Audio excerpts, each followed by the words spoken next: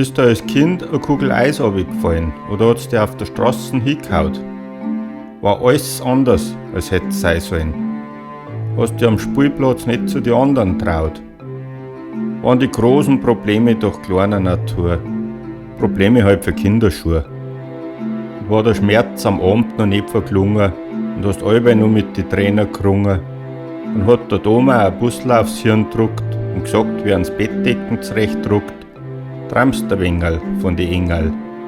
Und ich sag dir, wirst lachen, der Schmarrn hat geholfen bei vielen Sachen.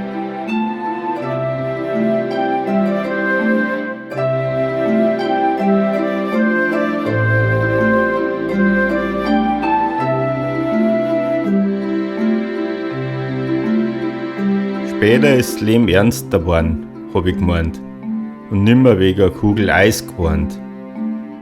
Viel war anders als beabsichtigt, manchen Weg hab ich berichtigt. Die kleinen Probleme waren dann großer Natur, sozusagen für Erwachsene schon.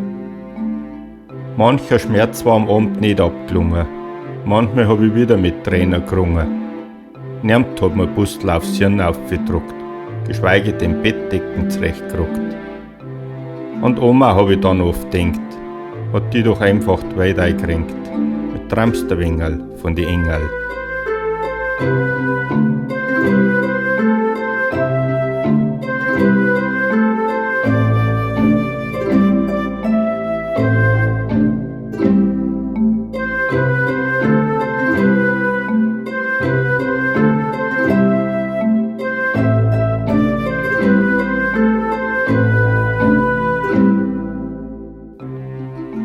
Die Welt ist weitergerauscht, die Rollen haben sie vertauscht.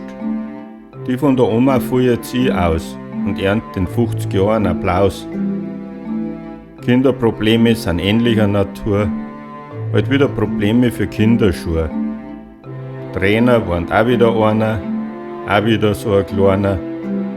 Nix ändert sich auf dem Planet, obwohl er sich so rasend dreht.